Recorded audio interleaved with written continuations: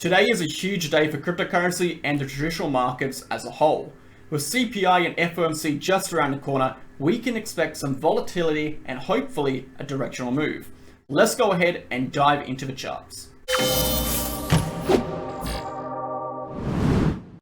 Okay guys, welcome back to the channel. Thank you for tuning into today's video. I hope you're all having a fantastic day. We're going to be doing an interesting video today. It's going to be a mix between economic data and technical analysis. We're going to focus a little bit more on CPI and FOMC, specifically what those data points tell us, what they mean, and what impact they can potentially have on the markets. And of course, we'll go ahead and talk about the charts, discuss the technicals, discuss what we need to see occur, and discuss what can occur based on the data points that come out. Before we get stuck into it, smash the like button, comment below, and leave any questions in that comment section. But more importantly, if you are new to the channel, subscribe to the channel. We do daily technical analysis and market analysis for Bitcoin and cryptocurrency as a whole. And of course, join the pinned comment, the second link in the pinned comment, to get access to our Telegram channel. All of our charts, analysis, videos, information, news events, and so much more can be found in here. Let's go ahead and get stuck into it. We'll start with market data. So for December, we're down 0.12%. Pathetic, really pathetic. What is it telling us? Well, it's telling us indecision. 13 days into the month, we've made nothing. No progress. It's been sideways consolidation the entire time. We are down 0.12%. Complete compression, complete sideways price action, and absolutely the market is on the sidelines right now waiting for CPI and FOMC. Completely waiting for these. We'll talk about why these are so important in terms of the impact they can have on the market very soon. Moving on, volatility dropping like a rock, 1.58% over a 30-day period. Again, this was expected as we did see a long drawn out period of basically no volatility between the 10th of November all the way until the 7th of December, about 20-ish days, a little bit over 20 days. We saw basically no daily change of volatility. The 30-day period of volatility did not change at all. We're basically pushing sideways. So now that we've basically cleared that 30-day period, because it cycles through 30 days, day by day, it cycles through this burst in volatility we had over here. It's starting to cycle through that and eliminate that data point, and therefore the volatility is going to start dropping, which actually tells us that volatility during this plateaued period was actually very low. That is what it's telling us. And it was low, of course. We've seen basically no movement in December. 24-hour liquidations have reduced to about 20 million. On the lower side, anything under 20 million is basically inexistent. The market's very slow. Anything under 40 to 20, we're starting to get to that lower side. Anything above 40, we're starting to build a bit more volume. But right now we have low volume, low volatility, and no price action with two major news events just around the corner. The market is indecisive. So let's go ahead and talk about the news events, and then we'll discuss the implications of these news events, and then we'll do our technical analysis, because I feel like for today, for us to effectively talk about the charts, we have to understand the impact or implication these news events are going to have, because a lot of the analysis today is going to be based on, or the decisions the price does, should I say, the direction the price takes is going to be based on what these news events are, more so than the technicals. So what news events are we looking at today? We're looking at core inflation, and we're looking at the year-on-year inflation. I'll be focused more on year-on-year inflation right now. So the consensus is 7.3, the previous is 7.7, and the forecast is 7.6. What would I be doing? I would be looking for longs if the result comes in around a 0.2% deviation from consensus. So about 7.1 and below, I'd be looking for longs. 7.5 and above, I'd be looking for shorts. Between 7.2 and 7.4, I will not be looking for anything. I'll be waiting for the interest rate.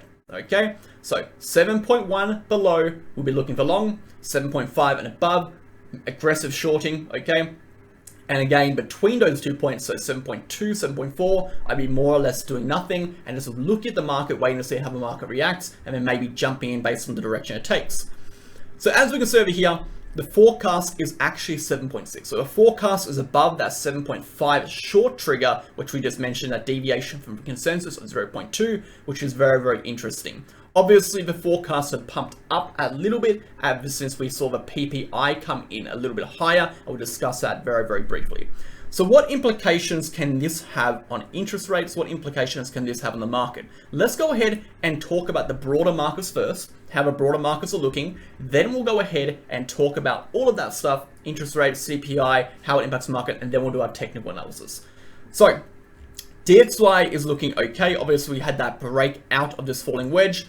We came down and we retested that falling wedge, again bouncing from there, but we're not really getting any strength. We do need to push above this major support resistance zone to start seeing any sort of climb towards the upside. Until then, this whole area above us is going to be acting as a major rejection point, and that can definitely push us lower. This is our lower support level over here, around 104.6 to 104.4. If we do lose this level, we can expect the price to fall through it to around 103.78. And again, these economic drivers, depending on the result, can definitely propel the price towards these directions incredibly rapidly. So we do have to be aware of those levels.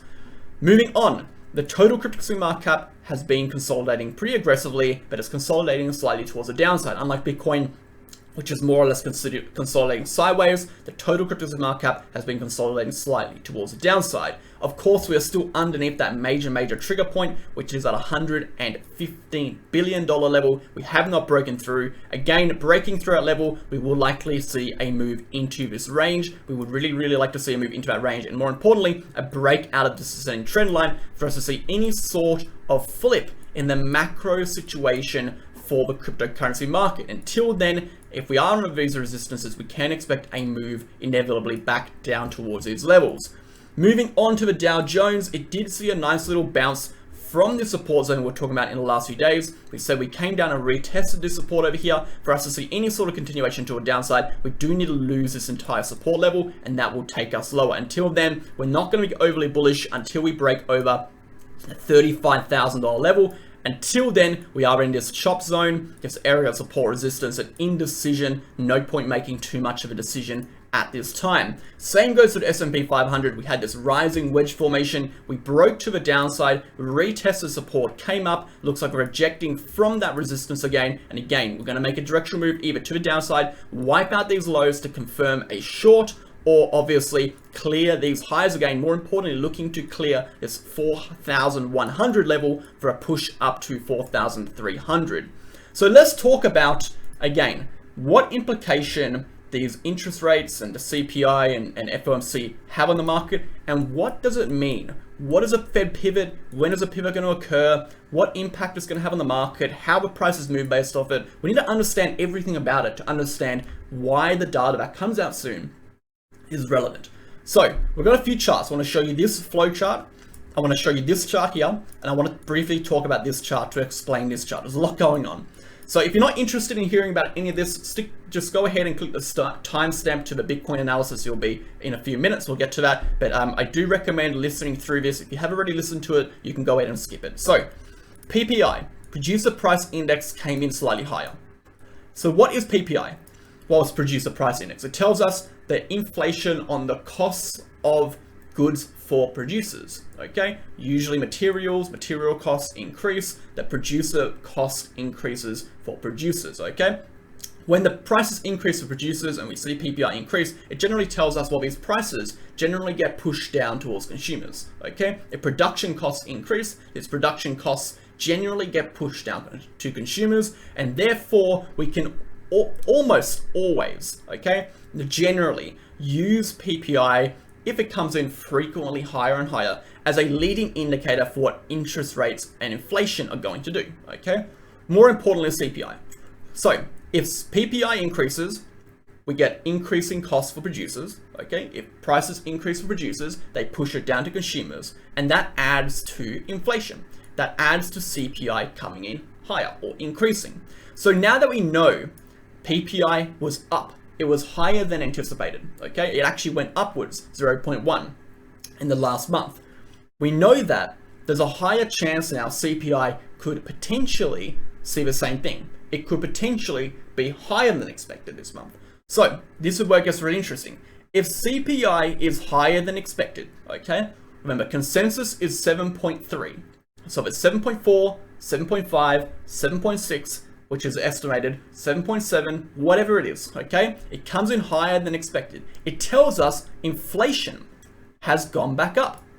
Now, why is that so important? Because inflation has gone back up. It means that interest rates have not been aggressive enough to counteract that process between CPI and inflation rising. It hasn't been aggressive enough to counteract a rising inflation, because interest rates' purpose are to reduce inflation. So if interest rates are not reducing inflation and inflation is still rising, what tells the economy they need to tighten the rates more. They need to increase those rates more aggressively to help counteract that rising inflation once more. Okay, very important stuff. So if we see CPI come up higher, we're going to see a very negative reaction in the market, as the market is going to expect interest rates to have to come up at aggressive rates, or more aggressive than anticipated, more aggressive than what the market expects. Okay, now what impact does that have on the broader market? So if interest rates rise, interest on debt rises, households start losing available cash as money has to go into long and short-term debt obligations. Okay, costs on goods and services obviously rise as inflation rises. Okay, and retail generally sells assets to free up available cash flow to repay debt. Okay, as retail has less available cash flow, they're less likely to invest, they're less likely to purchase assets, prices in the markets fall. Okay, similarly for companies, if interest on debt rises, since companies acquire a lot of their assets, their income producing assets, during periods of low interest rates, okay, their interest or debt to service ratios massively become unfavorable. If the debt to service ratios become unfavorable, their future cash flow earnings decrease, their stock prices fall, and they have to decrease their balance sheets to increase their cash flows, okay, to make their future cash flow earnings look better, to make their assets and their stocks look more healthy. So it's a long, drawn out domino effect. Now you can flip that, okay? If CPI comes in better, if it comes in low, inflation's gone down, interest rates gone down, this whole process starts to reverse. But at what point does it actually start to reverse? Okay, it starts to actually reverse once we pivot. Okay, so this is what this chart is. This part here, the crossing of this zero, this is our interest rate. Okay, positive interest rates, negative interest rates down this way, positive interest rates down this way. Okay, red is CPI inflation, black is interest rates. When we cross over that 0 point, that is when this entire process reverses. That is when companies start acquiring assets again. That's where retail starts having more money to invest. That's when assets price macro, from a macro standpoint, will start to turn around. Okay, it doesn't mean the bottom, okay, because the bottom will occur before this happens, but it will tell us that the macro environment for assets or risk assets have flipped. So what does this chart tell us? Well, if we take a look at the red, this is kind of where we're at now. We've kind of peaked out in inflation. From the data we have, we've kind of peaked out in inflation from the data we have. The data we've had, we've peaked out in interest rate rising as well from the data we have available. Both of these, for some period of time now, have been falling. Interest rates have been falling in terms of the aggressiveness of the rate hike, meaning we've gone from 0.75 to 0.5. We've seen this slow fall in interest rates. And we've seen inflation slowly start to fall. The black dot represents the expected future interest rate, okay, or the direction of interest rates. This also represents a decrease in systematic risk being risk in a market that you can't control, interest rates, taxation policies, monetary policies, inflation, okay? But since it's a future projection, it is more in line with perceived systematic risk, okay? So as we see inflation decrease month on month, over year on year, every single month, we see it start falling down. It tells us, well, okay, we know inflation is a leading indicator of what interest rates are doing. And if we see inflation starting to aggressively and continuously move down, we can expect that in the future, interest rates are going to follow through and eventually pivot. And that's what the whole market has been expecting, okay? So they're expecting this black line to continue towards the downside, and therefore perceived systematic risk, okay, perceived systematic risk has decreased, and that is why we have seen, okay, traditional markets rally. That is why we have seen the traditional markets move up. That is why we have seen the DXY move down, okay? Now this is where it gets very interesting. We have seen PPI just come up. If CPI moves up from here, what do you think happens to perceived systematic risk? It does no longer continue directly down. We no longer see that. What we see with perceived systematic risk is that we see that same divot, we see that jump. perceived systematic risk increases again in the market. If perceived systematic risk increases in the market, what happens to asset prices? Well, systematic risk increases, okay? We go this way. Systematic risk increases. The beta on these assets decrease, okay? The risk return on these assets, cryptocurrency and stocks, okay, they're correlated to a degree of 0.7, linked to that correlation by the US dollar, okay, decrease. The risk on these assets increase, the return on these assets decrease, okay? The market becomes less favorable for investing, less favorable for assets, and prices fall in relation to this diagram here.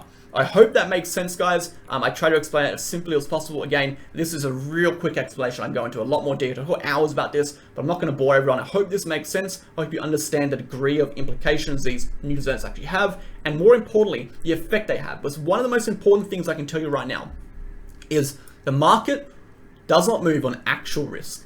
The market entirely moves on what is perceived to occur in the future.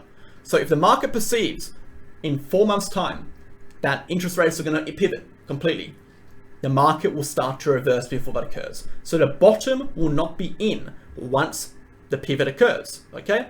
The pivot will occur after the bottom is in, because leading up to that pivot, it is expected. At a certain point in time, we're going to get to a point where the pivot is expected to occur, and therefore the market will bottom, okay? Have we seen that already? Hard to say. We have to see how this data comes in, and that is why this data is so important, right? Because they've been talking, the Fed have been talking for a while now that December interest rates are going to come lower, we're going to look to pivot, etc., etc., etc. Okay, very important stuff. Now, let's go ahead and get into our analysis. Again, if you're just tuning in, looking for an honest, reliable, and accurate exchange that you can trust to trade on, go ahead and sign up to Bitget with the link down below and join myself and all of our other VIP members and other members who trade on Bitget daily. There's a whole range of benefits and features you can actually get by trading on Bitget. These include no government regulations, meaning you can sign up from anywhere in the world. There's no KYC, 0% trading fees on spot, massively reduced trading fees on futures. It's one of the lowest in the game. And most importantly, access to their protection fund in case the exchange gets hacked. You can actually get reimbursed for your funds, so you can ensure your funds are safe. Now, most importantly, if you do sign up with the link down below, that first link, you'll get access to 2 additional features. These include access to a reward center where you can get up to $4,163 in rewards, and access to the MegaWhale exclusive referral link, bonus discounts. Every other month we do bonus campaigns. We get up to 10% off your trading fees, or even you get a percentage of your trading fees refunded to your account as USDT. Essentially, you get paid to be on the exchange. That's enough, guys. We'll get back into the video. Now, welcome. We're going to be talking about Bitcoin. Of course, a lot of people would have skipped what we just talked about before. If you did watch it, I highly recommend going back to watch it. If you didn't watch it, like I said, I do highly recommend watching that. But let's take a look at Bitcoin. So Bitcoin is still in this rising channel formation. It looks like we had an aggressive fake out. What an aggressive fake out towards the downside. We even lost the support level. Again, expect the unexpected. And when we see volatility in the market leading up to these news events, we have to assume that price action is going to act retarded. Okay, simple as that. The price action is just going to act sporadic. It's usually quite normal when we're leading up to news events for the price action to not really make any definitive directions before these news events come out, and kind of just hang around the middle price range and just kind of hold that horizontal level until these news events come out and propel it into a direction. So exactly the same thing stands still, right? This rising channel is still very much in play. It is still very much a bearish pattern. To the downside, if we do break, we are still looking for these lower targets, okay? We're looking for these lower targets, these support levels, the POC level sitting around 16,500, okay? We're sitting around here. We're also looking for these lower levels down over here, okay? So we do break down, we are still expecting that to occur. To the upside, we do not expect anything towards the upside unless we are able to break over 17,400, particularly the local high in November, as well as the local high in December. Breaking through that level, we enter this lower volume range over here. We should be able to push through this level quite aggressively and quite quickly up to this 18,172, potentially into 18,700 level. Why is this level the next target towards the upside? If we zoom out, you can see on the larger time frame that this level actually represents the absolute bottom for June, all the way from June to November, this lower support level, an incredibly strong support level that represents, and now that level is an incredibly strong resistance. So that is that next target for Bitcoin. If we happen to push upwards from here, that will be it. And again, for this move to occur, we will need to see positive news from CPI, okay? This move is not going to occur on bearish news. Now, there's a chance, very small chance, again, we have seen the cryptocurrency market kind of act differently to the traditional stock markets lately. Like we said before, although there is a correlation, the correlation is only 0.7, so 70%. So in essence, 70% of the time, we can expect Bitcoin to match the moves of the traditional markets, not percentage return. The percentage is always going to be different, but we can expect it to match the direction. So 30% of the time, Bitcoin will obviously do its own thing, so we can sometimes expect that to occur again. It's quite unlikely of these massive news events for the markets to act counter to each other. They generally will act in synergy with each other, just because these news events impact the whole market, the economy which drives these prices as a whole, rather than the individual asset classes, such as the FTX crash that didn't impact traditional markets, because that was specific towards the cryptocurrency market, okay? So looking towards the upside, we do expect that. Looking towards the downside, we do expect these targets. Going to the larger time frame, if we do lose that 15,500 level, the next base of support is sitting between 13,900 and 12,000. This local high we had in July 19, as well as a local top we had August 2020. This is a major horizontal support level. Again, this is backed up by a 4-year cycle. That lower level here will take us down into that range. That 84% crash will take us down to that 11, that 12-ish to 13,900 range, okay? That completes that 84%-ish move. The lower end of that is sitting all the way down at 10,500. Again, we are not always going to see a completion of these percentage drawdowns. As more money goes into the market, the decrease, the return on investment on the way down in these bear markets should theoretically start to slow down. We should see less and less percentage drops as more and more money is displaced. For example, if you take $100 and you reduce it by 80%, okay, it's $80 loss, okay? If you take $1 million and reduce it by 80%, it's $800,000 loss. It is much harder for $800,000 to be moved out. It is more significant than it is for $80, and we can apply that to trillions of dollars in the market over here. As we start to see the market increase in value, we have to see larger and larger quantities of money drawn out of the market to see equal percentage drawdowns, and it's very unlikely that we start seeing that as the prices rise and rise, okay? According to the 4-year cycle, we should bottom around about this period over here. We're looking at December, November, December area, according to the 12-13 bar theory. From that bottom, we should have about 16 bars until we initiate the next bull run. The bull run should start around March to May 2024, okay? If we look at the date range from the bottom to the peak, we generally have 35 bars. From the bottom to the peak, we have 35 bars. So assuming that the bottom is in December at some point, 35 bars, the top of the next bull run should be November 2025. Very hard to save a price. But if we look at the market, guys, there's a lot of time before we start to see the bull market come back. And again, the bull market does not start at the macro bottom. If we take a look at this chart over here and delete everything, where did the bull market start? Well, the bull market started here. It started in May 2016. Where was the bottom? The bottom was in January 2015. Where did the bull market start? It started over here in May 2020. Where was the bottom? The bottom was here, December 18. So there usually is quite a fair bit of time between that bottom and where the bull market starts. That's a 16 bar period. The return on investment from that period is usually a couple 100%, 200% in this instance. From the bottom to the top over here, we're looking around 200%. So we generally see quite an aggressive move. If we go ahead and apply that same scenario here, assuming that the bottom was 15,500, a 200% move will take us over 48,000, which is that major resistance level over here, triggering the next bull run. Of course, if we extend that all the way down to our 10,500 level and do that same 200%, that will take us over 30,000 again. 30,000 being a major yearly resistance. So no matter which way we spin it, we still need to break over massive resistances before the bull run will initiate, regardless if we're going off the 4-year cycle, regardless of if we're going off structures and horizontal levels. As you can see on the chart over here, that $30,000 level is a major yearly resistance. And for us to see any sort of macro swing upwards that can clear these whole structures, we need to see these levels reclaimed. Same goes for 48k. For us to see any sort of move to the upside, look, this is massive resistance, massive support area. For us to see any new type of high, we need to clear through this level. So it's only logical to assume we can't expect the bull run to start while we're still underneath these huge resistances from the prior cycle, okay? So yes, the bull run will start well and truly after the bottom.